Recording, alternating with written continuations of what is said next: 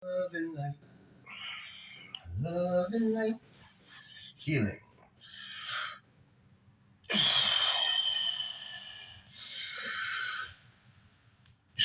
Love and light, love and light, healing.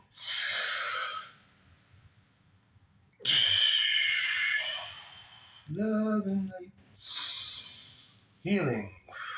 Love and light, healing. Love and light, love and light. Hello, everyone. How are you doing out there today in YouTube land? Thank you for joining me as we read more from Sri Aurobindo's SAVITRI today. Please hit the like and subscribe button if you enjoy my videos. Thank you for joining me. Victory to the light. All one. Todos somos uno. Muy bien. And we're picking up where we left off. Canto 4. The Kingdoms of the Little Life.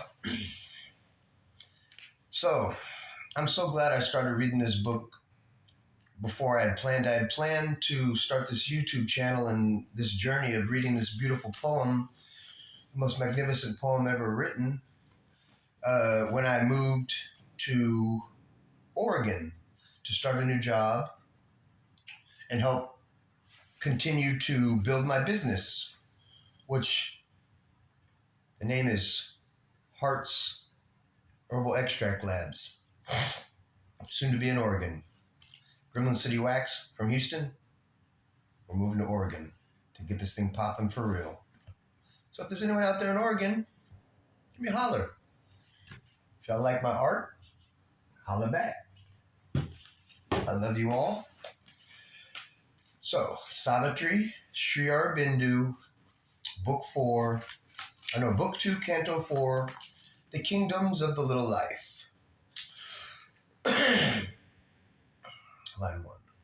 A quivering, trepidant, uncertain world, born from the dolorous meeting and eclipse, appeared in the emptiness where her feet had trod.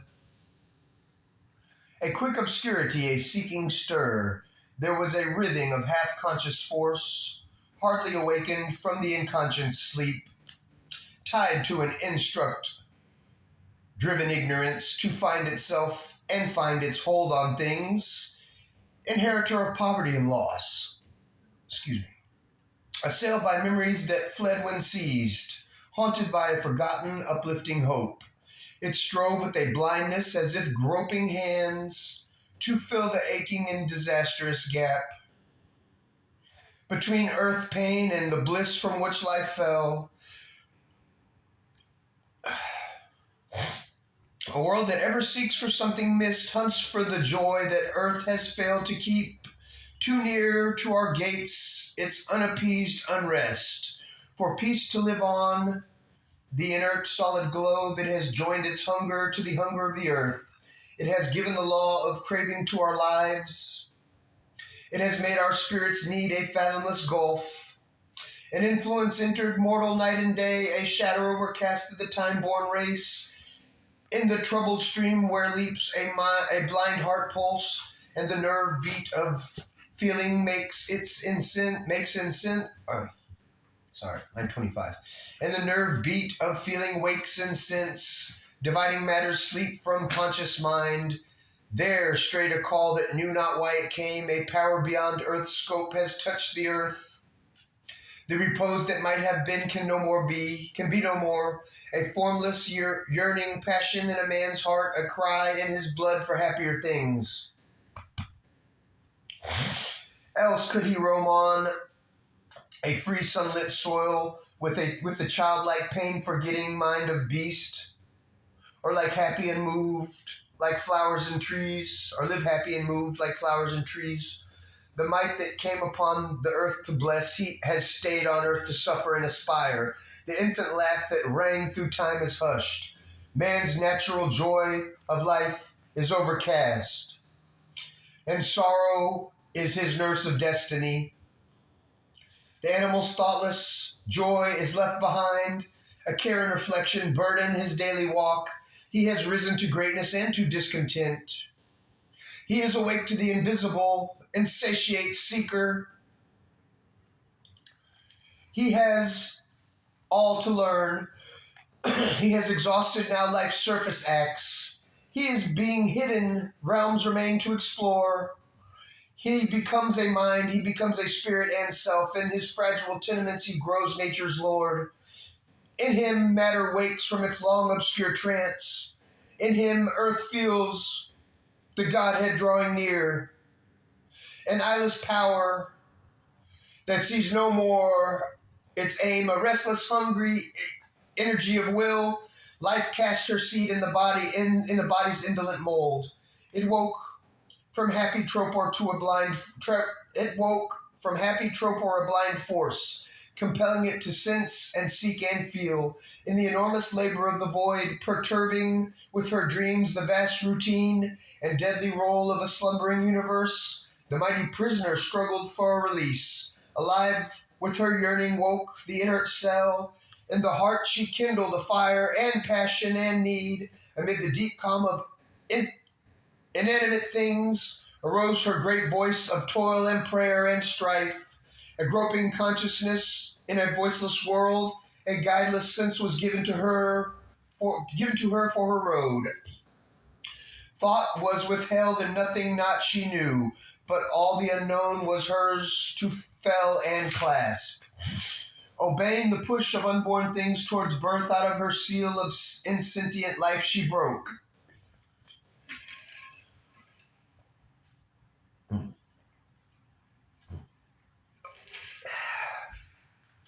In her substance of unthinking mute soul strength, that thought can utter with its depths divine, awoke a blind necessity to know. The chain that bound her made her instrument. Instinct was hers, the chrysalis of truth. An effort and growth and striving nescience, inflicting on the body desire and hope, imposing on the unconscious consciousness, she brought into matter's dull tenancy, her anguish calm, claimed to her lost sovereign right. Her tireless search, her vexed uneasy heart, her wandering unsure step, her cry for change. Adorer of joy. Look at these sweet puppy dogs. I get to wake up to these sweet puppy dogs every morning. Time my girly girl. Okay.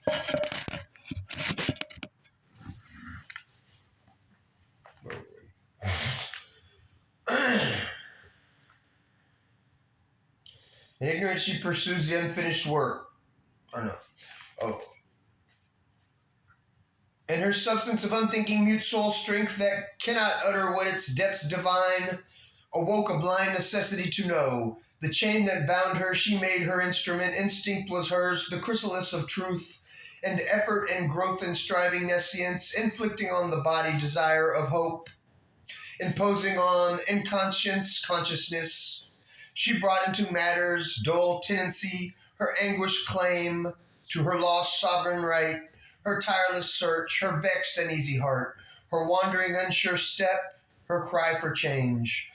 Adorer of a joy without a name, in her obscure cathedral of delight, to dim dwarf gods she offers secret rites, but vain, unending in the sacrifice, the priest and ignorant mage who only makes futile mutations in the altar's plan, and casts blind hopes into a powerless flame.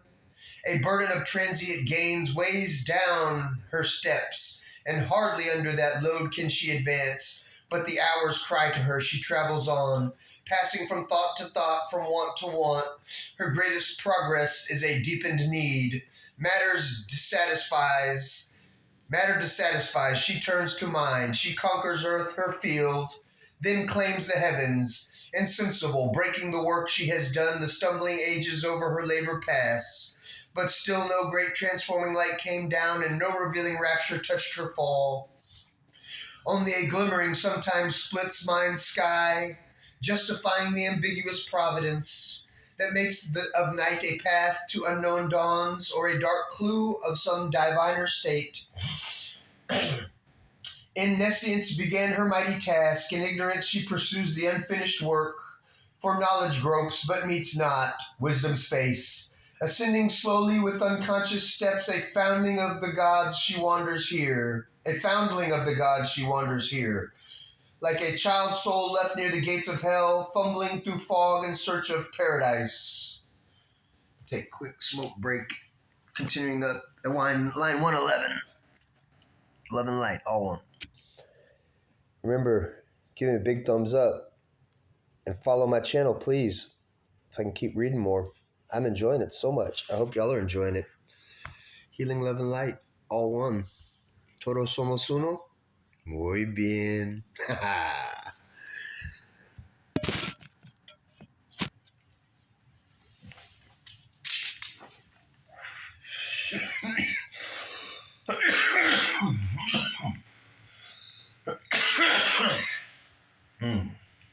Smoking the finest herbal extract concentrates from yours truly, Heart's Herbal Extract Labs.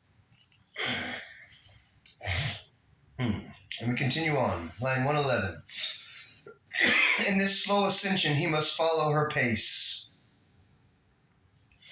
Even from her faint and dim subconscious start, so only can earth's last salvation come. So only could he know the obscure cause of all that holds us back and baffles God. In the jail delivery of the imprisoned soul, along swift paths of fall, through dangerous gates, he chanced into a gray obscurity, teeming with instincts from the mindless gulfs that pushed to where a form and win a place. Life here was intimate with death and night, and ate death's food that she might breathe a while. She was their inmate and adopted waif, accepting subconsciousness and dumb darkness reign, a sojourner she hoped not anymore. There, far away from truth and luminous light, he saw the original seat, the separate birth of the dethroned, deformed, and suffering power. An unhappy face of falsity made true, a contradiction of our divine birth. Indifferent to the beauty and to the light. Parodying, she flaunted her animal disgrace, unhelped by camouflage, brutal and bare. An authentic image recognized and signed of her outcast force, exiled from heaven in hope, fallen, glorying in the vileness of her state, the grovel of a strength once half divine, the graceless squalor of her beast desires, a staring visage of her ignorance, the naked body of her poverty. Here first she crawled, out from her cabin of mud where she had lain inconscient, rigid, mute, in narrowness and torpid held her still. A darkness clung to her unaffected by light. There nearer, no touch redeeming from above, the upward look was alien to her sight. Forgotten the fearless godhead of her walk. Renounced was the glory and felicity. The adventure in the dangerous fields of time hardly she availed, wallowing to bear and live. A wide, unquiet mist of seeking space, a rayless region swallowed in vague swaths that seemed unnamed, unbodied, and unhoused. A swaddled, visionless, and formless mind asked for a body to translate its soul.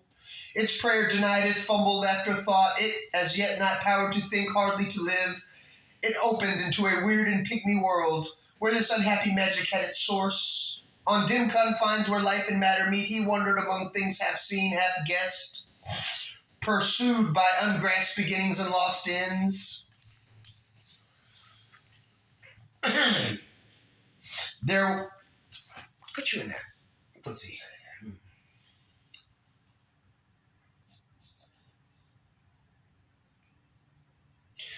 There life was born, but died before it could live. There was no solid ground, no constant drift, only some flame of mindless will had power. Himself was dim to himself, half felt, obscure, as if in a struggle to be as if in a struggle of the void to be. in strange domains, where all was living sense, but mastering thought was not, nor cause nor rule. Only a cruel child heart cried for toys of bliss. Mind flickering, a disordered infant glow, and random shapeless energies drove towards form, and took each wisp fire from a guiding sun. This blindfolded force could place no thinking step, asking for light she followed darkness's clue. An inconscient power groped towards consciousness. Matter smitten by matter glimmered into sense. Blind contact, slow reactions beat out sparks of instinct from a cloaked subliminal bed. Sensations crowded, dumb substances for thought. Perception answered nature's weakening blows, but still was a mechanical response. A jerk, a leap, a start in nature's dream. And rude, unchastened impulses jostling ran, heedless of every motion but their own, and darkling clashed with darker than themselves, free in a world of settled anarchy. The need to visit, the need to exist, the extinct to survive, engrossed in a tense, precarious moment's will, an unseeing desire, felt out of food. The gust of nature, were only law, with only law. Force wrestled with force, but no result remained.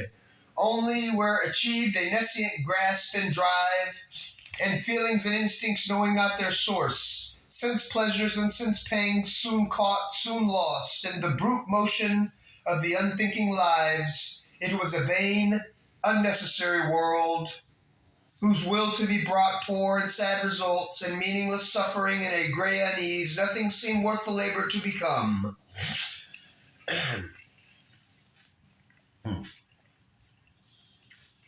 Yeah. If y'all like it, please do me a favor. Take the time to hit the like and subscribe button. It means a lot to me. Thank you for joining me.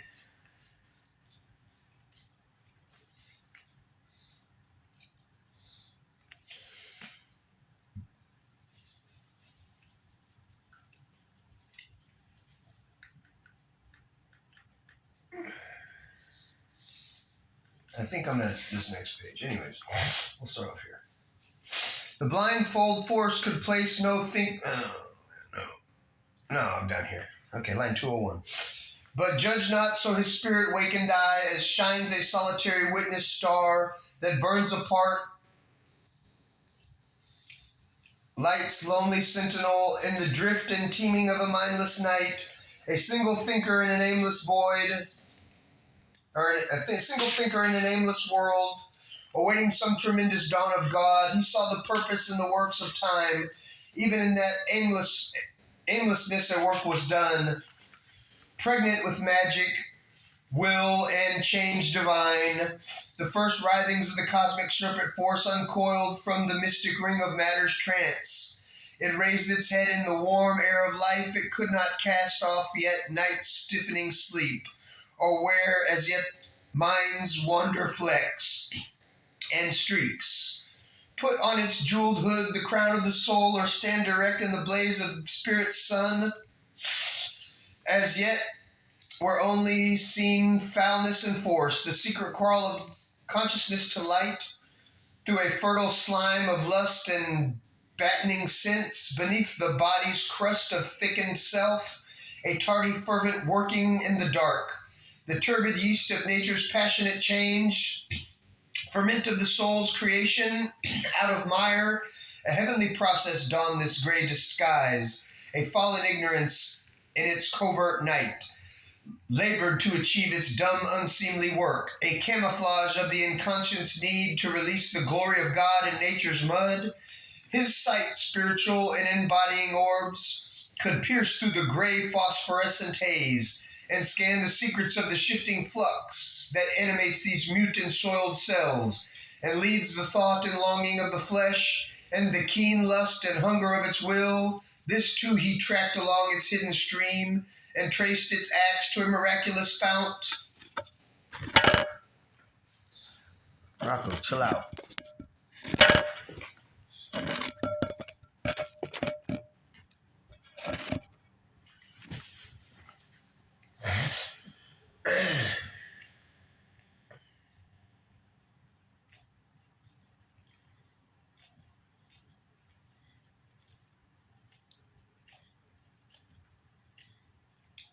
and traced its actions to a miraculous fount, a mystic presence none can probe nor rule. Creator of this game of ray and shade in this sweet and bitter paradoxical life, ask from the body the soul's intimacies, and by the swift vibration of a nerve links its mechanic throbs to light and love. It summons the spirit's sleeping memories up from subconscious depths beneath time's foam, oblivious of their flame of happy truth. Arriving with heavy eyes and hardly see, they come disguised as feelings and desires. Like weeds upon the surface, float a while and rise and sink on a somnambulist tide. Impure, degraded through her motions are, always a heaven truth broods in life's deeps. In her obscurest members burns that fire, a touch of God's rapture in creation's acts. A loss of remembrance of felicity lurks still in the dumb roots of death and birth. The world's senseless beauty mirrors God's delight. The rapture's smile is secret everywhere. It flows in the winds beneath, in the trees, sap, in the hued, magnificent blooms and leaves and flowers. When life broke through its half-drowse in the plant that feels and suffers but cannot move or cry, in beast and in winged bird and thinking man, it made of the heart's rhythm its music's beat. It forced the unconscious tissues to awake and ask for happiness and earn the pang, and thrill with pleasure and laughter of brief delight, and quiver with pain and crave for ecstasy, imperative, voiceless, ill understood, too far from light, too close to being's core, born strangely in time from the eternal bliss. It presses on heart's core and vibrant nerve. Its sharp self-seeking tears our consciousness. Our pain and pleasure have that sting for cause. Instinct with it, but blind to its true joy. The soul's desire reaps out towards passing things, all nature's longing, drive none can resist. Comes surging through the blood and quickens sense, and ecstasy of the infinite is her cause. It turns in us to finite loves and lust, the will to conquer and have, to seize and keep, to entangle life's room and scope and pleasure's range, to battle and overcome, to make one's own, to hope to mix one's joy with others' joy, a yearning to possess and be possessed, to enjoy and be enjoyed, to feel, to live. Here was its early brief attempt to be, its rapid end of momentary delight, whose stamp of failure haunts all ignorant life, inflicting still its habit on the cells, the phantom of a dark and evil start. Ghost-like pursues all that we dream and do. Although on earth our firm established lives, a working habit or a sense of law, a steady repetition and a flux, yet are its roots of will ever the same. These passions are the stuff of which we are made. This was the first cry of the awakening world. It clings around us still and clamps the God. Even when reason is born and soul takes form, in beast and reptile and in thinking man, it lasts and is the fount of all their life. This too was needed, that breath and living might be. The spirit in a finite ignorant world must rescue, so its prisoned consciousness forced out in little jets at quivering points from the unconscious sealed infinitude. Then slowly it gathers mass, looks up at light. This nature lives, tied to her origin. A clutch of nether forces is on her still. Out of unconscious depths her instincts leap. A neighbor is her life to insentient naught. Under this law, an ignorant world was made, in the enigma of the dark and vast, in the passion of and self-loss of the infinite, when all was plunged in the negative void, non-being's night could never have been saved. Could never have been saved yet. If being had not plunged into the dark, carrying with it its triple mystic cross, invoking in world time the timeless truth, bliss changed to sorrow, knowledge made ignorant, God's force turned into a child's helplessness can bring down heaven by their sacrifice. A contradiction founds the base of life. The eternal, the divine reality, has faced itself with its own contraries. Being became the void and conscious force, nescience and walk of a blind energy, and ecstasy took the figure of world pain in a mysterious dispensation's law, a wisdom that prepares its far-off ends planned so to start her slow aeonic game, a blindfold search and wrestle and fumbling clasp on a half-seen nature and a hidden soul, a game of hide-and-seek in twilit rooms, a play of love and hate and fear and hope continues in the nursery of mind. Its hard and heavy romp of self-born twins. At last, the struggling energy can emerge and meet the voiceless being in wider fields. Then can they see and speak, and breast to breast in a larger consciousness, a clearer light, the two embrace and strive to know each other. Regarding closer now the playmate's face, even in these formless coilings he could feel matter's response to an infant's stir of soul. In nature he saw the mighty spirit concealed, watched the weak birth of a tremendous force, pursued the riddle of Godhead's tentative pace, heard the faint rhythms of a great unborn muse. There came a fiery breath of waking life, and there arose a dim gulf of things. The strange creation of a thinking sense existence, half real and half dream. A life was there that hoped not to strive. Beings were born who perished without trace. Events that were formless, dramas, limbs, and actions driven by a blind creature's will. A seeking power found out its road to form. Patterns were built out of love and joy and pain, and symbol figures from the moods of life. An insect hedonism fluttered and crawled, and basked in a sunlit nature's surface thrills, and dragon raptures, python agonies crawled in the Martian mire and licked the sun. S-U-N. Huge armored strength shook a frail, quaking ground. Great puissant creatures with drawer fish brain. A pygmy tribes impose their small life drift in a dwarf model of humanity. Nature now launched the extreme experience, a master point of her design's caprice, luminous results of her half-conscious climb on rungs twixt her sublimities and grotesques, to massive from infinitesimal shapes, to a subtle balancing of body and soul, to an order of intelligent littleness. Around him in the moment beats of time, the kingdom of the animal self arose, where deed is all and mind is still half-born, and the heart obeys a dumb unseen control. The force that works by the light of ignorance, her animal experiment began, crowding with conscious creatures her world scheme, but to the outward only where were they alive. Only they replied to touches and surfaces, and to the prick of need that drove their lives. A body that knew not its own soul within there lived and longed, had wrath and joy and grief. A mind was there that met the objective world as if a stranger or enemy at its door.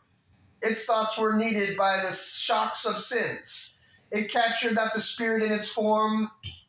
It entered not the heart of what it saw. It looked not for power being behind the act. It studied not the hidden motive of things, nor strove to find the meaning of it all.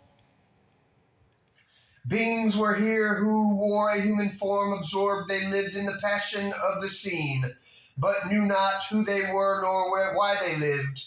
Content to breathe, to feel, to sense, to act, life had for them no aim save nature's joy, and the stimulus and delight of outer things. Identified with the spirit's outward shell, they worked for the body's wants, they craved no more. The veiled spectator watching from their depths fixed not his inward eye upon himself, nor turned to find the author of the plot. He saw the drama only and the stage. There was no brooding stress of deeper sense. The burden of reflection was not borne. Mind looked on nature with unknowing eyes, adored her boons and feared her monstrous strokes. It pondered not on the magic of her laws.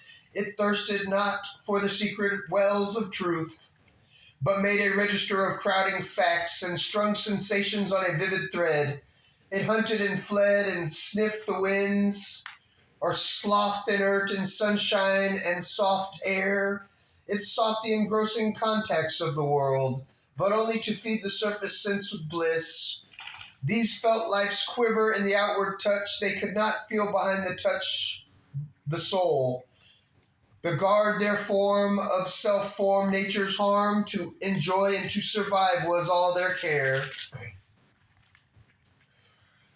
The narrow horizon of their days was filled with things and creatures that could help and hurt. The world's values hung upon their little selves, isolated, cramped in the vast unknown. To save their small lives from surrounding death, they made a tiny circle of defense against the siege of the huge universe. They preyed upon the world and were its prey, but never dreamed to conquer and be free. Obeying the world, powers, hints, and firm taboos, a scanty part they drew from her rich store. There was no conscious code and no life plan. The patterns of thinking of a little group fixed on traditional behavior's law.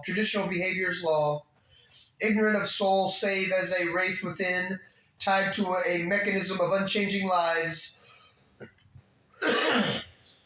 and to a dull unusual sense and feelings beat. They turned in grooves of animal desires and walls of stone fenced round. They worked and warred, did by a banded selfishness a small good, or wrought a dreadful rot and cruel pain on sentient lives, and thought they did no ill. Ardent from the sack of happy peaceful homes, and gorged with slaughter, plunder, rape, and fire, they made of human selves their helpless prey. A drove of captives led to lifelong woe, or torture a spectacle made the end holiday. Mocking or thrilled by their own torn victims' pangs, admiring themselves as titans and as gods, proudly they sang their high and glorious deeds, and praised their victory and their splendid force. An animal in the instinctive herd, pushed by life's impulsities, forced by common needs, each in his own kind saw his ego's glass. All served the aim and action of the pack, those like himself by blood or custom kin. Piggy, leave your foot alone. Stop that. Come on. To him were parts of his life, his adjunct selves, his personal nebulas, constituent stars. Oh. Piggy, stop that. It's the only footsie you got up there on that front. Come here. Let me scratch your boot for you.